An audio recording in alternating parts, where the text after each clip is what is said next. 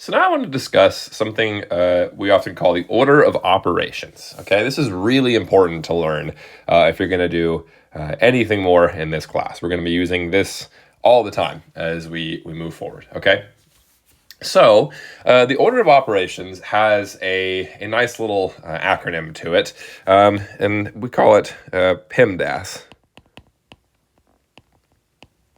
You may have heard it as please excuse my dear Aunt Sally, where in this case, P gives us parentheses. E is for exponents. M is for multiplication.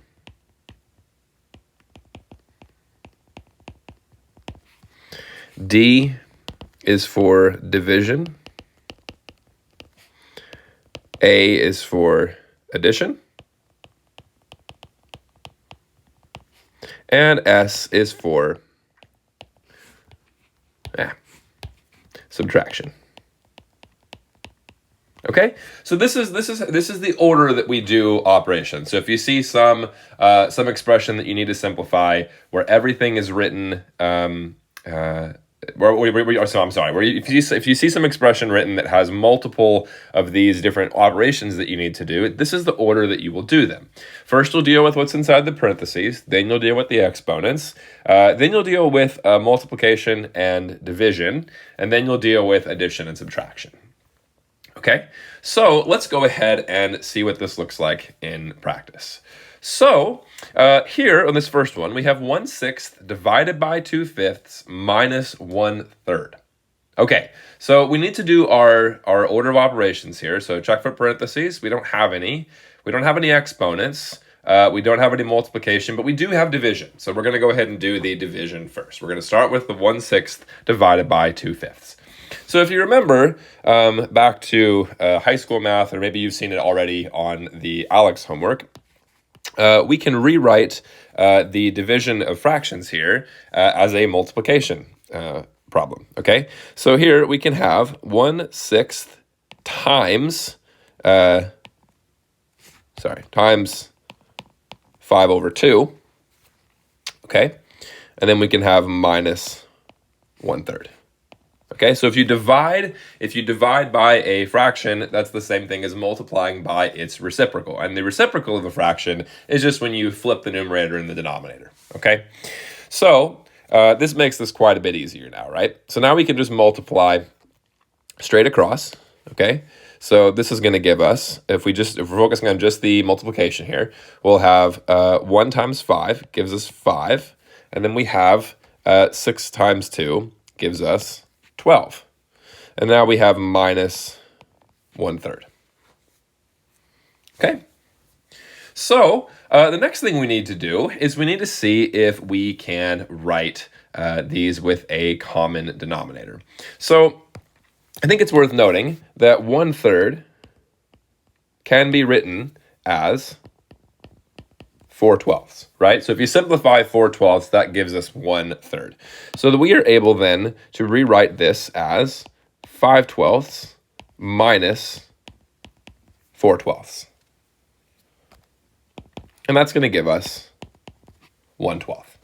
So our final answer here is going to be 1/12. Okay, let's look at this next one. We have 5/6 plus 1/3 divided by 6/7. Okay, so order of operations, we see that division is the first one that pops up in our order of operations here. So we're going to do the 1/3 divided by 6/7 first. Okay, so this will become just exactly how we did before. We can, instead of dividing, we can multiply by the reciprocal here. So this is going to become 5/6 plus 1/3 times 7/6. Okay, and now we can just multiply straight across. So this is going to give us 5/6 plus, here 7 times 1 is going to give us 7. 3 times 6 is going to give us 18. So we have 5/6 plus 7/18. Okay, so from here, We note that we can also write 5/6 as if we multiply both the numerator and the denominator by 3, we can get 15 over 18. And I want to talk for just a little bit of a second about how we get that real quick, okay? So the reason we're able to do that, if we have 5/6 times 3 over 3, okay? If we have 5/6 times 3 over 3, we're not actually changing anything here. So you might be wondering, how are we able to do this without affecting the values here? Well, because 3 over 3 is just 1. And anytime you multiply something by 1, it's nothing really changes, right? So really all we're doing is we're multiplying 5/6 by 1 in a creative way that allows us to get the same denominator here, okay? So if you multiply the denominator by 3, you also have to multiply the numerator by 3 so that nothing changes in terms of the value. So this is actually going to give us 15 over 18, okay? So now what we're able to do is we can just go ahead and add 7/18 to this, and this is going to give us 22 over 18, okay? But we can actually simplify this just a little bit. You'll notice that both of these are divisible by 2. Okay, so if we divide the top by 2, we will get 11. And if we divide the bottom by 2, we'll get 9. So our final answer is going to be 11 over 9.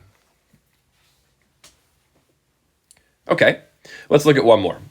So now we have 3/5 plus 4/9 in parentheses, and then we're gonna divide that by 2/3.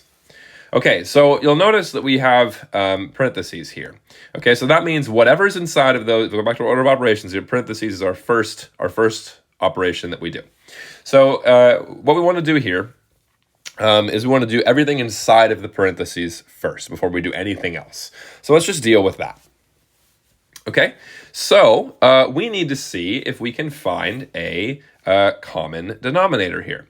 Okay, so a really good way to do this, if we want to guarantee we get a common denominator here, is to go ahead and well, let's just rewrite this part here. Okay, so we will have 3/5 plus 4/9. Okay, so a really good way to try and find a common denominator here is we want to multiply this left fraction by the denominator on the right fraction over itself. Okay, so we'll multiply the left fraction by 9 over 9. Okay, and then we're going to multiply the right fraction by 5 over 5. So we multiply the right fraction by the denominator over itself. Okay, and what this is going to give us is if we have 9 times 3, that's going to give us 27. 9 times 5 is 45. Okay, and then we have 4 times 5. That's going to give us 20. And then 9 times 5 is 45. So hey, look at that. We have a common denominator of 45. So now we can just go ahead and add straight across. So 27 plus 20, that's going to give us 47. And then the denominator stays the same. So we have 47 over 45. All right, so that means that we can rewrite this whole expression here as 47 over 45 divided by 2/3, right? Because we did everything inside the parentheses, so now we can do our division. And again, we can actually rewrite this as a multiplication problem by taking the reciprocal of 2/3. So we have 47 over 45 times 3 over 2. Okay, now you can go ahead and multiply straight across, but you're going to have to do some simplification in the end if you do that. So one way we can do this is we can actually do a little bit of our simplification now. Okay, so you'll notice that we can go ahead and cancel the 3 here and the 45. Okay, so if we divide if we divide 3 by 3, we get 1, and if we divide 45 by 3, we get 15.